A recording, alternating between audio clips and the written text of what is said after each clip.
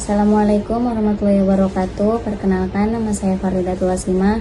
Saya dari kelas 3A Hukum Keluarga akan mempresentasikan mata kuliah Hukum Perdata Internasional dengan judul Memahami Ruang Lingkup dan Pengertian Hukum Perdata Internasional.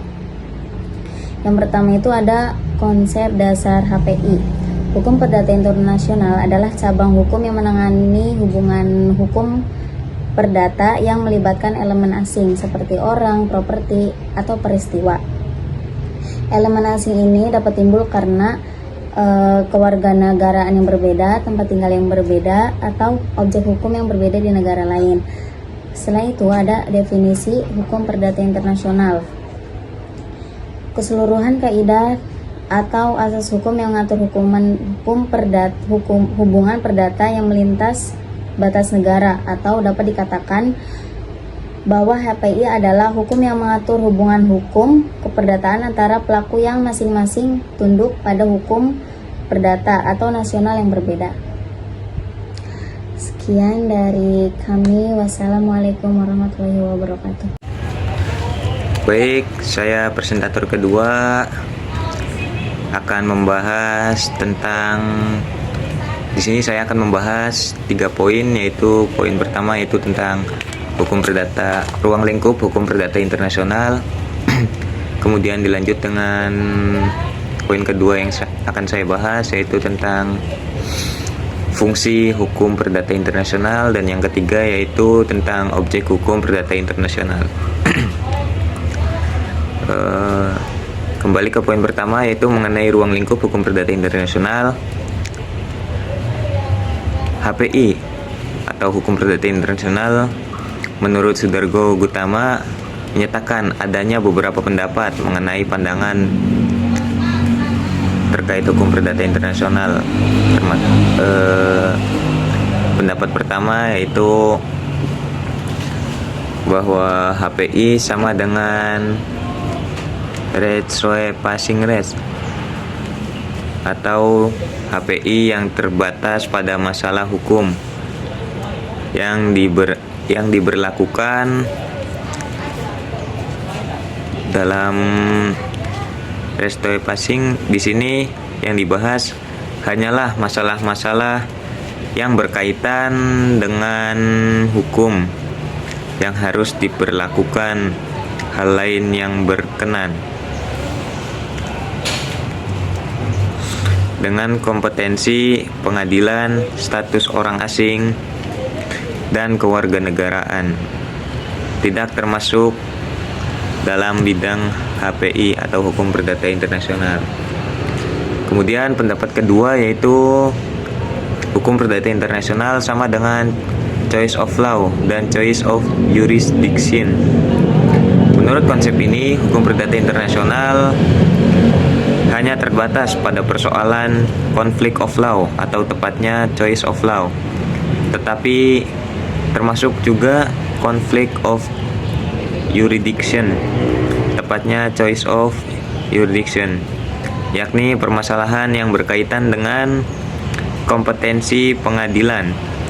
Jadi, hukum perdata internasional ini tidak hanya mencakup masalah-masalah hukum yang harus diberlakukan, tetapi juga menyangkut pengadilan mana yang berwenang. Konsep semacam ini dianut di negara-negara Eropa, termasuk yaitu Inggris, Amerika, dan negara-negara common of law lainnya. Dalam pendapat ketiga yaitu hukum perdata internasional sama dengan choice of law, tetapi ditambah dengan choice of jurisdiction dan condition based arrangements. Dalam konsep ini, hukum perdata internasional tidak hanya menyangkut persoalan pilihan hukum, pilihan yurisdiksi, tetapi juga status orang asing atau condition based arrangements. Konsep semacam ini dianut di Italia, Spanyol, kemudian di negara-negara bagian Amerika Selatan. Kemudian pendapat yang keempat yaitu hukum perdata internasional sama dengan choice of law ditambah dengan choice of jurisdiction, condition, des arrangers, dan nasionalis.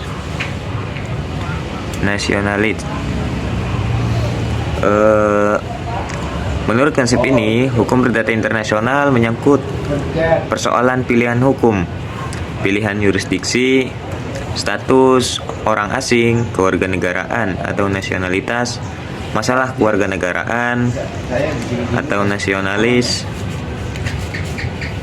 Ini menyangkut persoalan cara memperoleh dan hilangnya kewarganegaraan. Konsep hukum perdata internasional ini yang paling luas dianut oleh hukum perdata internasional di Perancis. Kemudian poin kedua yaitu fungsi dari hukum perdata internasional itu sendiri.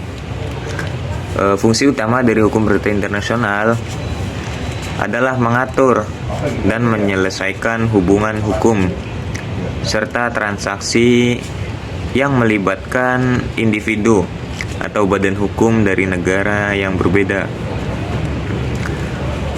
Hukum ini berfungsi mengatasi konflik hukum yang timbul dalam interaksi lintas negara seperti kontrak, kepemilikan, properti, warisan, dan perkawinan antar negara, dan penyelesaian antar pihak dengan yurisdiksi yang berbeda. Dengan demikian, hukum perdata internasional memberikan dasar dan patokan hukum yang berlaku pada permasalahan antar negara guna menjaga keamanan dan keadilan dalam transaksi internasional. Kemudian yaitu yang poin terakhir tentang objek hukum perdata internasional. Di sini yang saya dapat yaitu objek hukum perdata internasional ada 3 poin, yaitu poin pertama hukum privat atau hukum yang perseorangan yang mencakup status pribadi, kewarganegaraan, kemudian domisili dan badan hukum. Poin kedua yaitu tentang objek hukum, yaitu hukum harta kekayaan atau law of property, mencakup harta kekayaan material, benda tetap dan bergerak, serta harta kekayaan material. Poin ketiga yaitu perikatan yang meliputi perjanjian dan perbuatan melanggar hukum antara pihak-pihak yang berbeda dengan pengakuannya.